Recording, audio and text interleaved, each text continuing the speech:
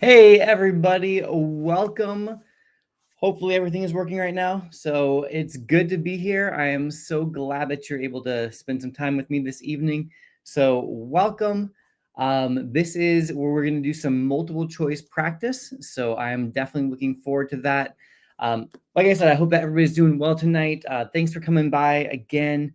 I really appreciate it. I think that this will be a great chance for us to get some good looking through the multiple choice questions, kind of walk you through how I do it. And I think that'll help on Tuesday when you guys are taking this exam. So as we jump in, I know we're going to kind of give everybody just a minute to get here. If you want to let me know in the chat where you're from, what school you go to, if you want to shout out your teacher, something like that, that would be awesome. Again, welcome. If you are feeling stressed, if you are worried, if you're getting nervous about this exam, trust me, from what I've seen in the chat already, when I ask questions, everybody knows the answer. You guys are going to be good. Tomorrow, I have another live. We're going to do units 3 and 4. I think it's at 4 p.m. tomorrow. And then on Monday, the night before, the day before the exam, we're going to do 2 lives, one at 6 and one at 8 p.m. The 6 p.m. will be unit 5, which is one of the biggest units. And then the 8 p.m. one you don't want to miss, that's going to be FRQ strategy. So going over your task verbs, how to write the FRQs, all that stuff that you need. And I'm sure that that will be a huge help for everybody. So again, welcome. Thanks for being here tonight. What better way to spend your Saturday night than studying for AP Gov? It's pretty much, we're all living the dream right now. Wouldn't you agree? So welcome back. Those of you who have already been with me, welcome back. Those of you who might be here for the first time, welcome.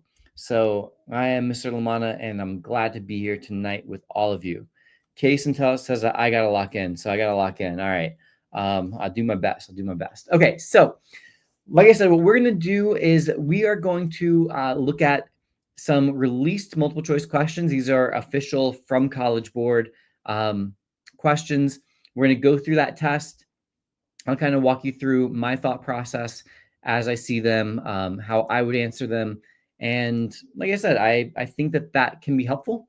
And I hope that you find it helpful as well. I definitely want to say, when it comes to the chat, feel free to jump in with your answers to the questions. If you have questions, I'm going to definitely be aware of the chat. There's, a small group on right now. We only have 109 on right now. So definitely feel free to get in the chat. Ask anything that you want to ask. I will try to help out in absolutely any way that I can. All right. And it doesn't have to necessarily be just about this, but I expect this one to be about 40 minutes or so. 6:45, I think we'll be out of there. All right. So shout out to Mr. Trumbull and Ms. Murulo. All right. Let's go. So this first question that we can all see, it says, let me just pull it up on my tab. Despite concerns raised by her constituents, a member of the House of Representatives votes in favor of a bill, believing that in the long term, it is in the best interest of her constituents.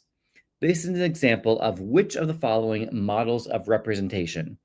All right, so I see a couple different answers. It looks like we are split between A and C. Shout out to Mr. Trumbull and Ms. Taylor and Mr. Vicari. So A is delegate, C is trustee. So those are really the two choices here. When I read the question, I wasn't really reading it with the right, modulation and stress on the key part. But the key part is going to be despite concerns raised by our constituents, and she's going to vote in favor of a bill. So this implies that her constituents might not love the bill, but she's voting for it anyway because she's looking at what is better long term. So this is kind of that version that's saying, trust me to vote the right way, right? And so trust me is what a trustee does. So this is going to be C. If she were acting as a delegate, then she would have voted against the bill, even though she was in favor of it. So this is definitely C. So when you look at the choice, and I love the question there, John Jones asks the key thing, right? Which is virtual, what the heck? So here is my advice. When you get a question like this, there's only 3 models of representation, right? It is delegate, Politico, and trustee. Those are the 3. All of the multiple choice questions are going to be 4 answers. If you get a term that you've never heard of, like virtual representation, whatever that's supposed to mean, don't choose it. All right. Just promise me, don't choose a vocab term that you've never heard before. I realize that there is this like nagging voice in the back of your head, maybe. And it's like, yeah, but it might be the one I've never heard of. Probably not. All right. If you have gone through this class, if you've watched some of the videos, if you've done some review, and I know you have because you're here right now on a Saturday at 6 p.m. So I know that you are relatively prepared. Don't choose stuff you've never heard of. It's probably just a filler choice, and it is in this case. So ignore those kinds of choices. All right. That's definitely my suggestion. All right. So very nice job. Lots and lots of C's in that one. So now let's move on to number 2. This is one of our compare ones. Now, some people really hate these. I happen to really like them. I think these are great for you, but I do know a lot of students really dislike these. But let's go through it, and I'll kind of walk you through how I would do this, okay? So number 2 says, which of the following is an accurate comparison of the arguments made in the Federalist 10 and Brutus 1? So my suggestion, start with just one column. All right. Rather than look at A and read both of them for A, read both of them for B, both of them for C, I wouldn't do it that way. It's not how I do it. Because, by the way, I take these tests. When they come out, I like to get 100% and just be like, all right, would I get 100% on this test? So whenever they release a new one, I take it. My strategy is pick one of the columns. It doesn't matter whichever one you feel most confident on. All right. So let's say that you're like, oh, I know Federalist 10. I'm good on that. So for A, just look at Federalist 10. And if the statement is correct for that one, then we'll know it might be A. If it's not correct for A for Federalist 10, then we know it's not A, no matter what it says for Brutus, right? So let's do it that way. A says factions are inevitable with popular sovereignty. Well, that's true. He says factions are natural and we're going to always have factions as long as we have liberty. So yeah, so A could be true. B, factions are most dangerous at the local level. That is pretty similar to something that he says too. That sounds pretty good, right? He talks about how this is why he doesn't like local decision making, and he fears mob rule in local and state governments, right? Because it's easy, you have a majority and they can trample minority rights. So B could be true also. C says power should be concentrated in the executive branch to address factions. Federalist 10 really doesn't talk about the branches. So I'm going to scratch off C, and I'm not even going to read this over here. It actually is true. Like Brutus does essentially say that, but that doesn't matter. If we know that this is wrong, then we know that this whole answer C can't be right. So we're going to get rid of C. D says the effects of factions cannot be controlled. That's not right, because we know that he talks about controlling the negative effects of factions. So C and D are off the table. So then it's now between A and B. I see overwhelmingly you guys are saying B. So Brutus, A says a strong national government is needed. We know that's not right. He's an anti-federalist, right? He's opposed to the Constitution. Small republics are best for stable governments. That is definitely what Brutus said. The answer is B, like you all said. Again, my suggestion, don't get intimidated with these. Start on one column and go down that way. All right, next we have a question with, we have an interesting little infographic, bar graph kind of thing happening here. So the biggest thing, and I'm try to scroll up to block the question at first so we can just focus on the graph. You're going to have multiple questions. When you have some kind of visual stimulus, it's going to be more than one question, right? And the first question is usually just, can you read the graph? Can you interpret the cartoon? Can you read the infographic? Whatever it is, right? And sometimes they intentionally try to make them look a little bit funky, I think, understandably, to try to make it challenging.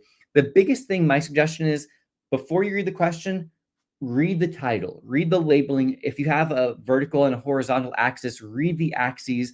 Like, you want to know what you're looking at, right? So this is the relationship between views on civil liberties and gun ownership. Okay. Percent who agree with the specific right/liberty is essential to their own sense of freedom. And we have down at the bottom, it tells us we have two different numbers. The one that's filled in solid is going to be gun owners, and the one that is a circle with a blank on the inside is going to be non-gun owners. And we can see that, again, just by looking at this. I don't know what the question's going to be yet. I can see the first four are all very close. And then I see a huge disparity in the fifth one. I don't know, but I have a feeling that that might come into play. So let's see it. So number 3 says, according to the data, both gun owners and non-gun owners, so A, answers similarly regarding the importance of the right to own guns. B, believed that the right to vote was less essential than freedom of religion.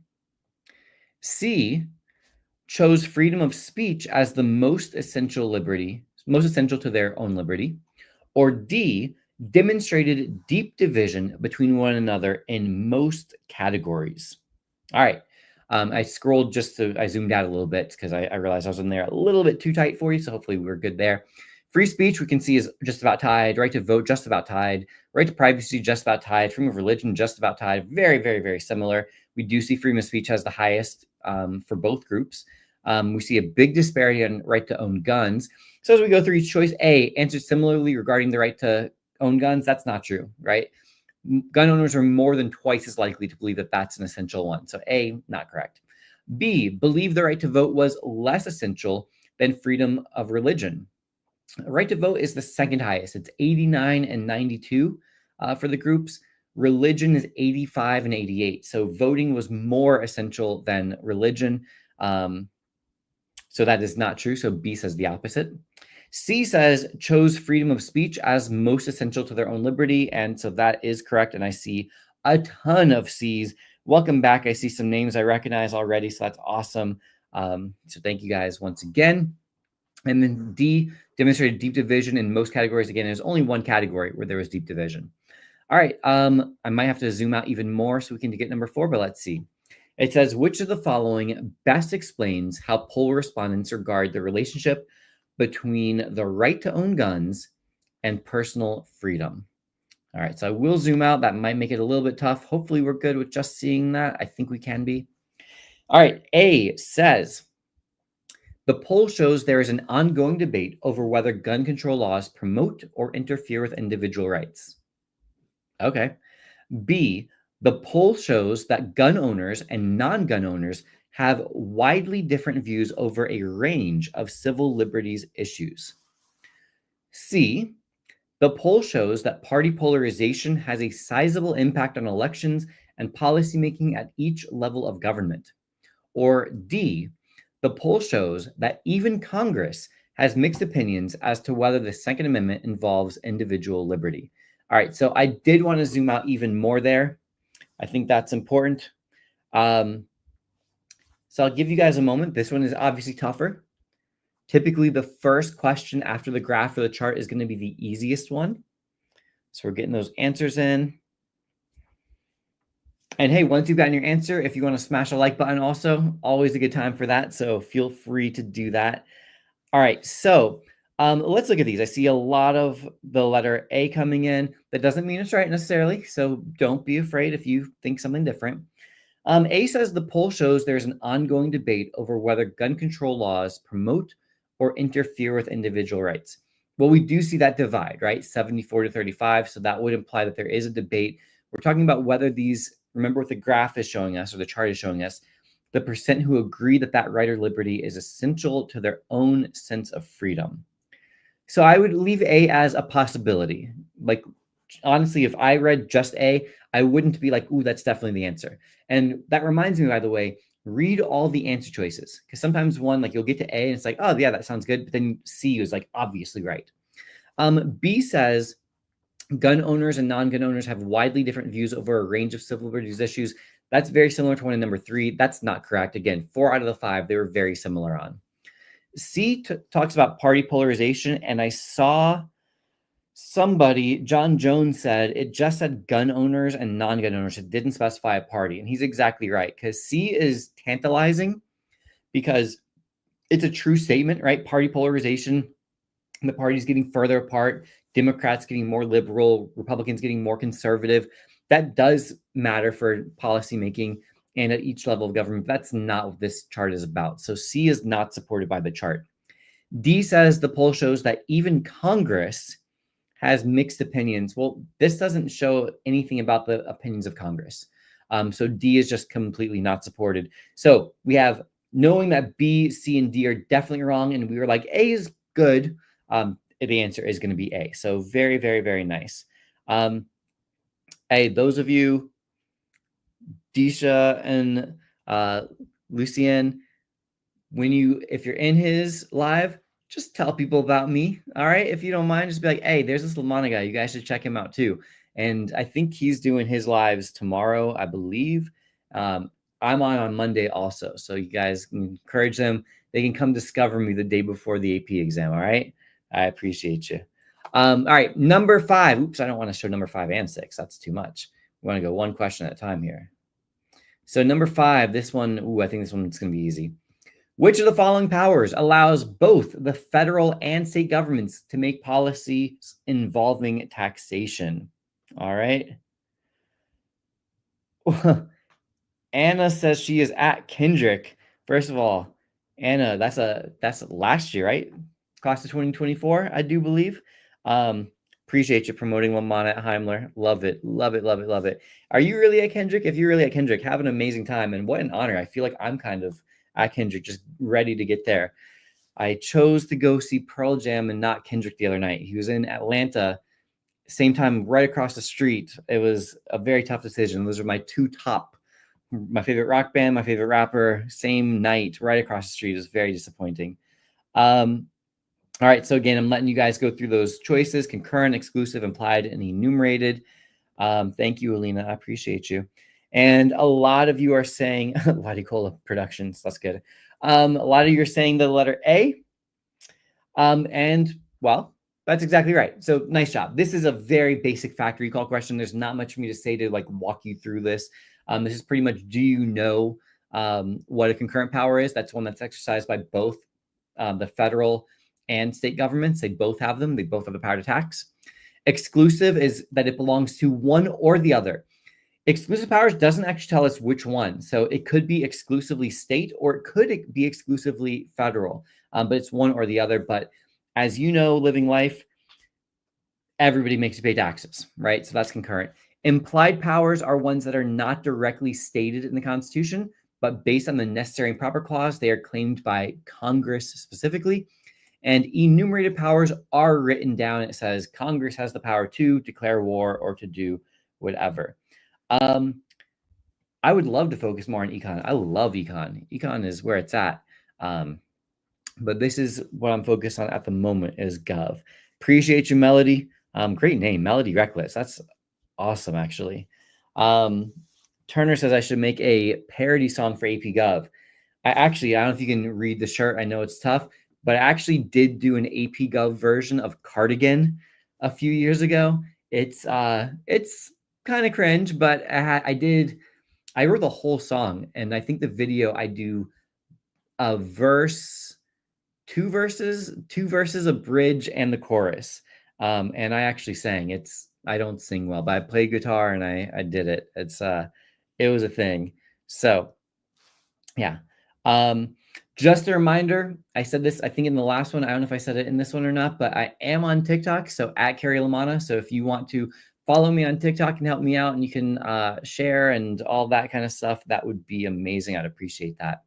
All right, number 6, in which of the following ways could the president try to limit the impact of a Supreme Court decision? We just talked about this in the last video. So let's see or in the last live, I should say. So let's see if our answers are here. A, calling for the removal of Supreme Court justices. We hopefully know that's not right because they have life tenure. They are not subject to being fired. They can be impeached and removed, but that is for wrongdoing. So that should not be a matter of this judge ruled against me, therefore he should or she should be removed. B says instructing the Department of Justice to delay enforcement in a provision of the decision. That could be. So this is what I'm talking about, slow playing, ignoring a court ruling as long as possible. C, passing legislation that overrides the court's opinion. So presidents don't pass legislation. Congress does. So that's going to be wrong. And remember, if you're doing the legislation, that is a congressional check, but it doesn't override the court's opinion.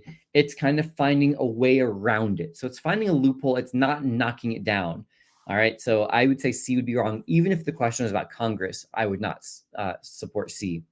And then D says changing the jurisdiction of the Supreme Court. That can be done, meaning what kind of cases is the court allowed to hear? So, but that's done by Congress. It is not done by the president. So As many of you said, and I'm sure that Mr. Atkins would also say himself, the answer is, as you said, B, instructing the DOJ to delay enforcement of a provision in the decision. All right. And Mrs. Defoe, welcome. I don't know if you're here, but your students are here, and that's awesome. All right. Okay.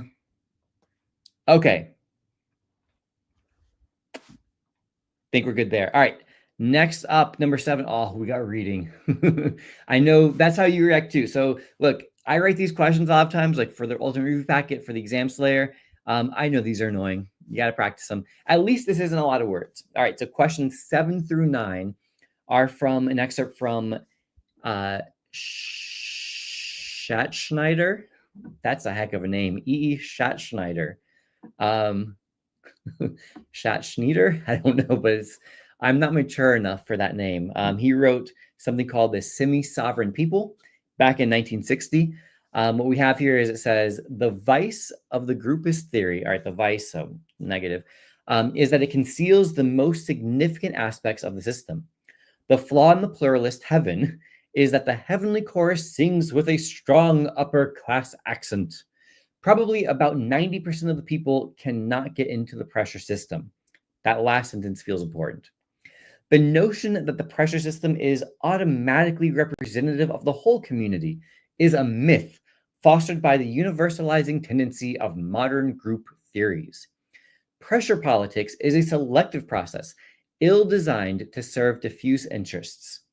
The system is skewed, loaded, and unbalanced in favor of a fraction of a minority. Man, even before we read the choices, like I read that and I'm like, this guy does not like pluralist democracy, right? I don't know what the choices are going to say.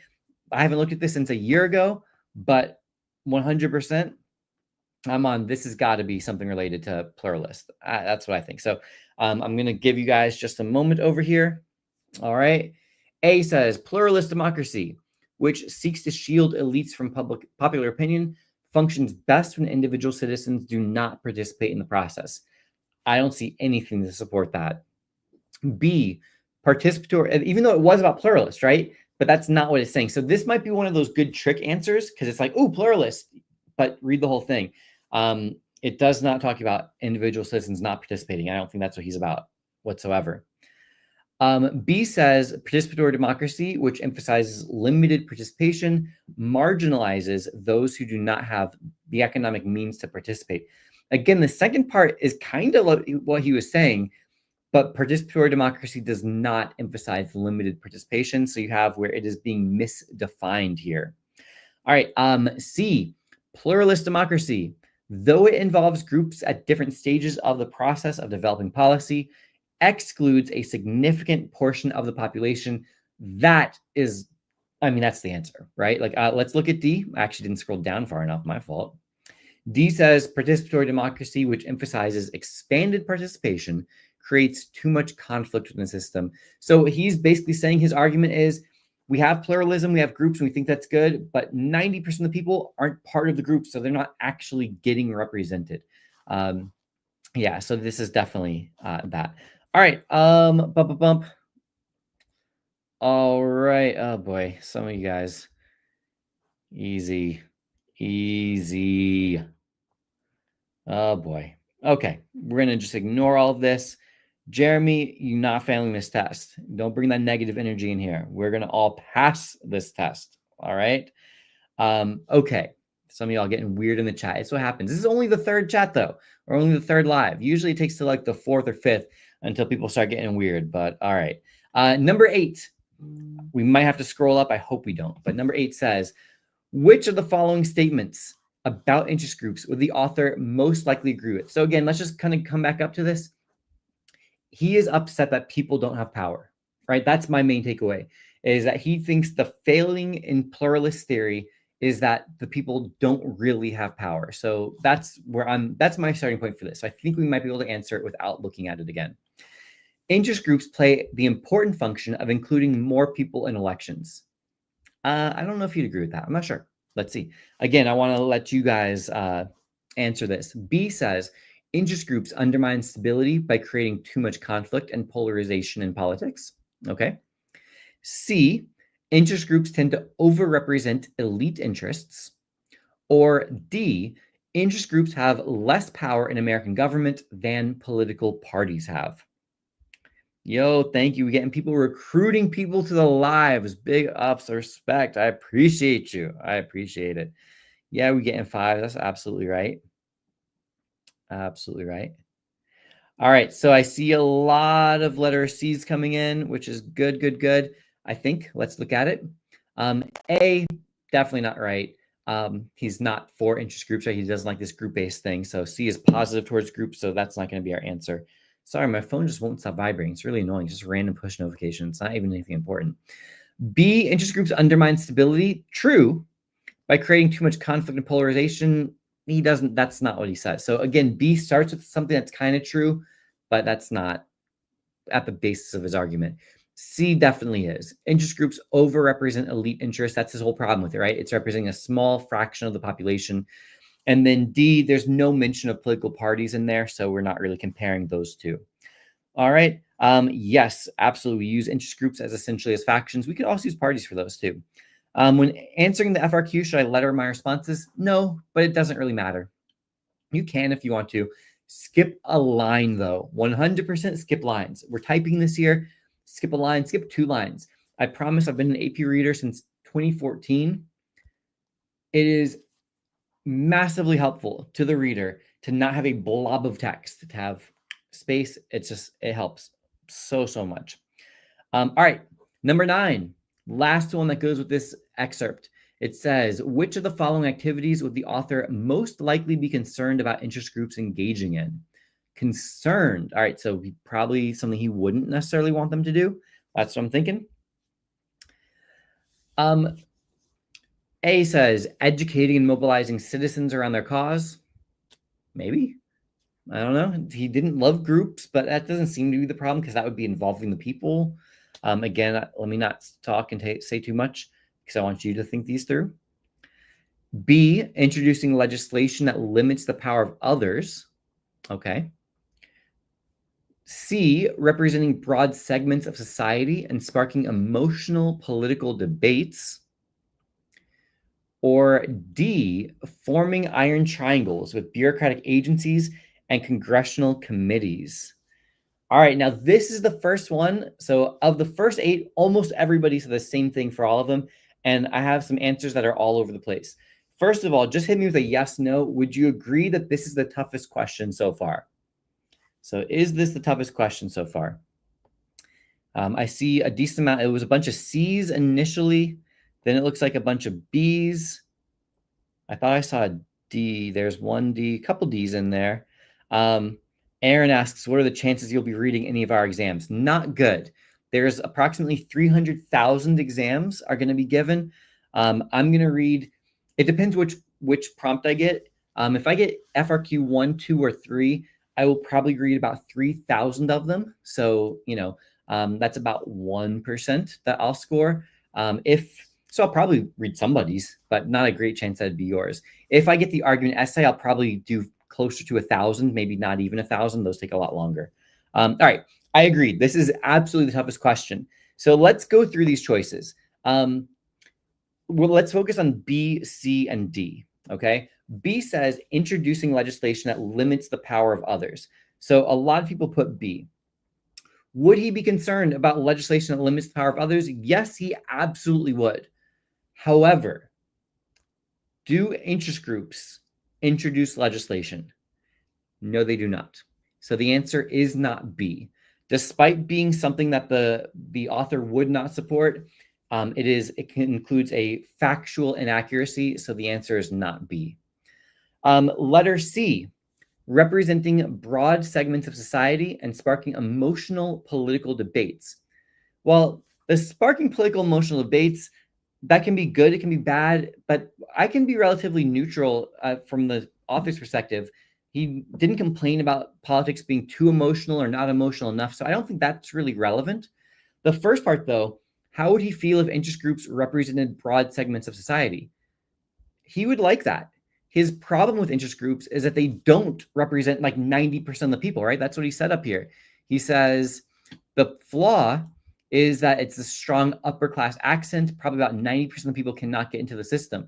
So his problem is that the most people are not being represented. So he would like that a lot. So C is worded in such a way that makes it sound negative, but he would be for C.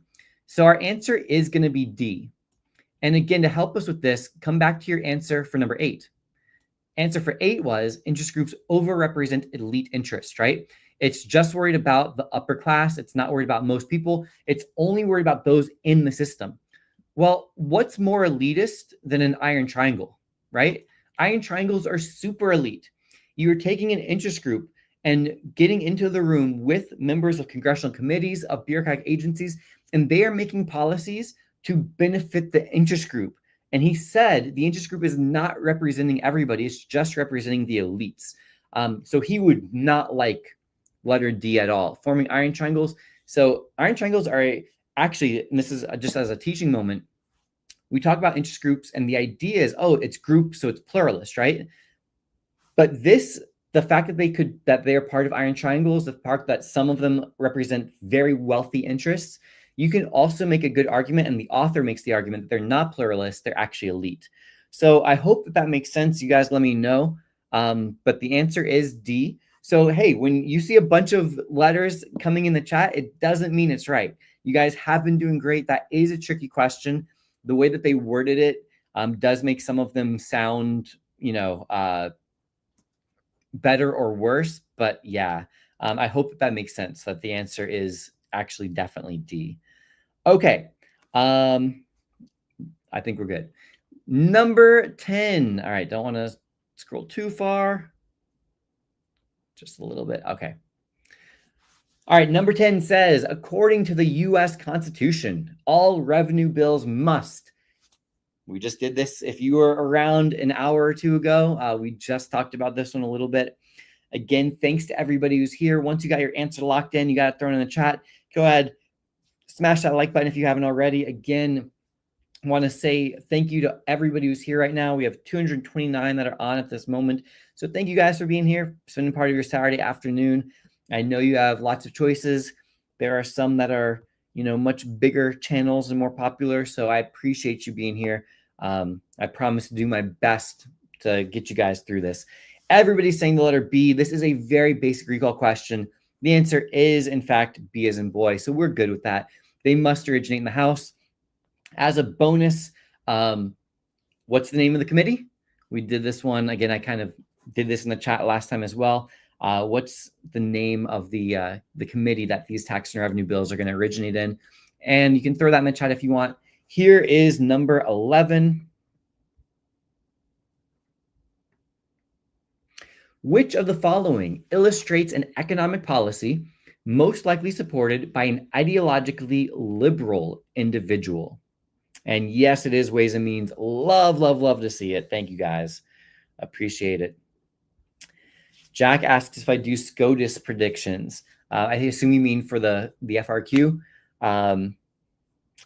I will. Remind me, and I'll do that on Monday at 8 p.m. in the FRQ video. I'll go ahead and I'll give predictions. All right. I debated making a whole video and putting it out. Maybe I should have. I haven't really put out new videos too much. I've done some shorts, but I haven't done a lot of videos this year. Kind of have everything up here already. But yeah, you guys remind me, I might do that. All right. A says the Federal Reserve increasing interest rates. All right. So as you guys are doing this, if you want, what kind of policy is letter A talking about? It's a vocab term. I don't know if we've said yet. It's in Unit 4.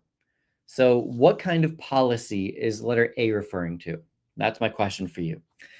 B says Congress placing regulations on the marketplace by increasing the minimum wage. That sounds reasonable. People who are liberal typically favor more regulation of the marketplace. C says a bill that would decrease funding for food stamps. Not the best answer. Liberals, again, typically favor a more generous social welfare state, so more programs to help the needy. So that's a more conservative position for letter C. Letter D says a state lowering income taxes to attract businesses. That would probably be a more conservative or even libertarian position.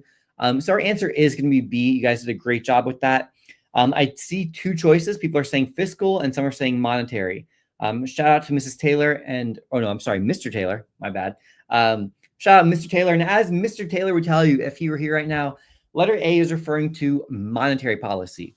And we don't actually in AP Gov focus on ideological differences on monetary policy. So that will always be a distractor choice. We don't have a liberal position for interest rates. We don't have a conservative position and a libertarian position. So you guys can kind of ignore that. Monetary policy is the Federal Reserve. Interest rates, that's going to be something we'll do in Unit 4, which will be tomorrow at 4 p.m. So again, set a reminder. You can actually go and do it right now. You can click to be waiting for that. So you'll get a reminder from YouTube to be like, hey, it's on. He started. All right, 12 and 13. We only got 4 questions to go. We're almost done. You guys are doing great. Let's finish strong. All 235 of you that are here right now. All right, so we have our cartoon. We see Congress. It says U.S. senators arrive at work sporting snazzy new jumpsuits. And there is our question. So I will, again, give you guys a moment to get that. Bump. Oh, we had a blind prediction. No says it's going to be A. Watch. Let's see if that ends up being right or not. Oops. Just looking back, who we got? Fiscal resource spending taxation, yeah. Luis Del Rio and Eddie Gomez, what's up? Hey, I want a 5. Got a 5 last year because of me, and that avatar looks very familiar. I recognize that person. Looks better with a beard though. So C is for cotton. Okay. Interest groups, blah, blah, blah. How'd you answer so quickly? Yeah, Josh, I know the same thing. Snazzy new jumpsuits, right? They understand Gen Z, let me tell you. All right, so A says, which of the following is the best interpretation of the political cartoon? A, members of Congress are richer than the people they represent. Well, that's actually kind of true. I don't think that's what the cartoon is about, but maybe. B, members of Congress represent a wide diversity of political and economic interests. I do not see diversity there. I see names of major, big, huge corporations. So let's get rid of B. C, members of Congress receive political contributions from many special interest groups. That looks a lot more right. I think that this is kind of representing jerseys or uniforms that have like branding on there, right? Logos. So that feels good. Letter D says members of Congress are specialists in economic policy issues. Yeah, that's not what that's saying. So you guys are all right. It is the answer C. Very, very nice. Appreciate it. Brian is that guy. And we are all appreciative of Mrs. Mendia, as well as Mrs. Smith. We appreciate her. Some of my friends celebrate every time you say smash that like button. I had a teacher tell me I don't say the word button correctly. I didn't know that. I think they're right. I say button instead of saying button, but that's how I talk. So yeah. Pink says, interest groups don't introduce legislation. Sorry, this is from the other question. I was just confused. No, they don't. They can suggest, they can help draft, but only a member of Congress can actually introduce legislation. That introduce has a formal meaning of starting a bill in Congress, and that can only be done by a member of Congress. Not even the president can introduce legislation. All right, nice job, Spaghettio. They were first, at least they claim to be first. Shout out to Mr. Kirby, Mrs. Smith, who is the GOAT, Dr. Schaefer, Mr. Trumbull. That's twice for Mr. Trumbull. Mrs. Twomey. All right, hopefully I'm getting all those. If I forget anybody, I would be so upset. Coach Bowler. All right. I don't know if I believe soccer. If that is a real person, I apologize for not believing it, but I got trust issues, bro. So yeah. Well, there's Kaysen coming through. This is Citizens United. There's not much to say about this, right? But this is Citizens United. We are in campaign finance very clearly. We're talking about them getting contributions, PACs, super PACs. The answer is D. Our other cases don't have anything to do with that. So very nice job. You should love to get a question like that on the AP exam. All right, number 14. I think we have one more to go after this. We are almost done. Mrs. Leon, appreciate you. Mr. Belter, Mr. Obando, Mrs. Ols. Whoops. I don't know how to say that. I apologize. Mr. Landaburo, my teacher taught us exclusively by showing your videos. You know, I only wish that your teacher would like make you guys watch them and then all of you would subscribe and I get views from all of you instead of the one view. But you know, what are we doing? Ms. Novelli, I got Coach Bowler already. Deja, all right, all right, Mr. Jones, Ms. Jones, I'm sorry, Mr. Boyce. I got Mrs. Toomey, Mrs. Marson, Mr. Richens. All right, hope you guys have had a great year with all those teachers and that, you know, Mrs. Lyons, Mrs. Roden, Ms. Moore. Green Bike Lane had to watch my videos on their own. That's good. I mean, for me, it's good because, you know, still trying, you know, 38K, it's okay, but I gotta grow. There's some people that got some really big followings on here. Number 14, which of the following arguments best supports a claim that the Electoral College does not fully support democratic principles? 246 people here. We're going to be bigger on the next one. All right. So what supports that the Electoral College? So we're going for an anti-Electoral College argument. Can't do it, Soccerlo. I don't believe you got trust issues. I'm sorry. Letter A says the winner-take-all system encourages candidates to campaign in every state, which limits the attention each state will receive from the candidates. All right, well, the winner-take-all system does not encourage them to campaign in every state, right? This is, again, a weird one. The second half confused me because I'm like, well, the second part is correct. The first part, though, is not correct. Letter B, electors are chosen by the voters in each state, which gives parties undue influence over candidate success. Again, half right. The first part, it is true that electors are chosen by the voters of each state. That does not necessarily give parties undue influence over a candidate's success. So I don't know about that. C, at times, a candidate who receives the most popular votes may not win the presidential election. And if you were around in 2016 or learned anything about the Electoral College, I've watched any of my videos, I'm sure every teacher who taught AP Gov this year mentioned that in 2016, Hillary won the popular vote. Trump won the electoral vote, so he got to be president, right? And so the answer is going to be C. D says, just to look at it, the Electoral College lacks transparency because electors frequently switch their vote during the National Convention. There's a lot wrong about that. The word frequently is wrong.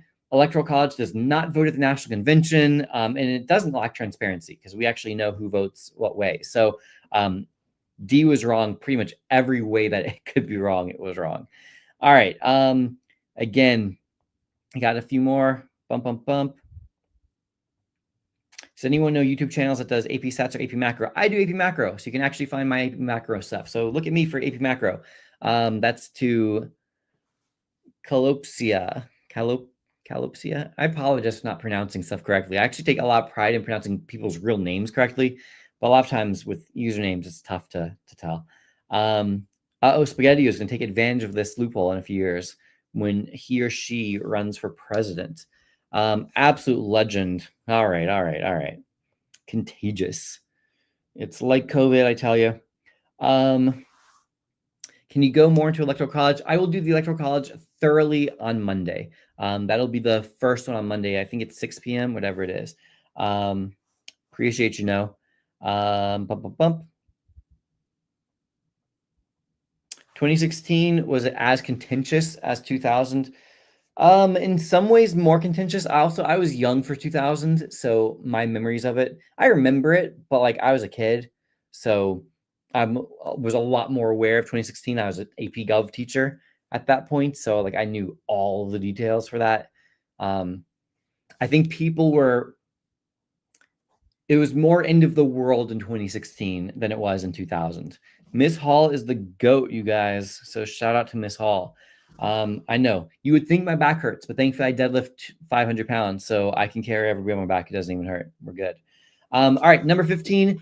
Which of the following best describes the reasoning in Baker versus Carr? Shout out to Miss Batnajar. All right.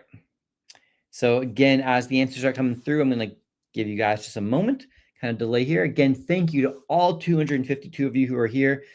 As people answer this question, I'll just give one last time. I'll say, if you want to check out the Ultimate Review Packet, the Ultimate Exam Slayer. Those things are there if you want practice, if you want study guides, if you want essential questions, if you want really detailed FRQ practice, scoring sheets, all that stuff. You want to feel super confident. I have all that stuff for you there.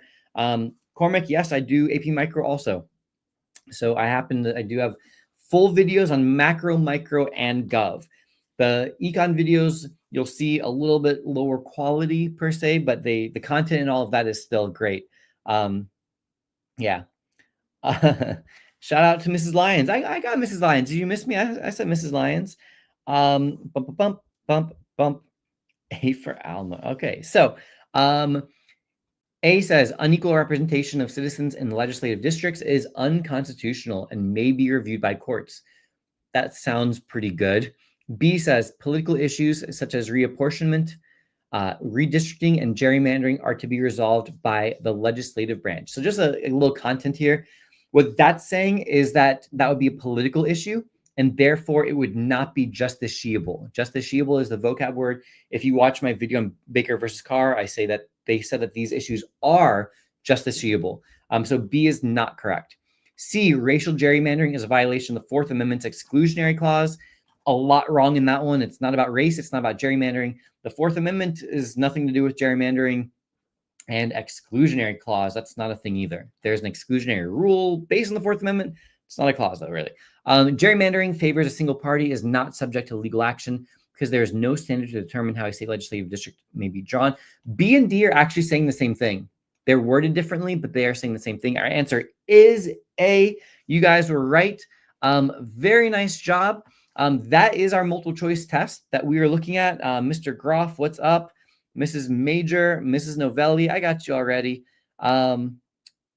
Okay, that's not real. I got Mr. Groff. I got him now. All right, I apologize. Some of these you guys are saying the same names over and over. I did save these.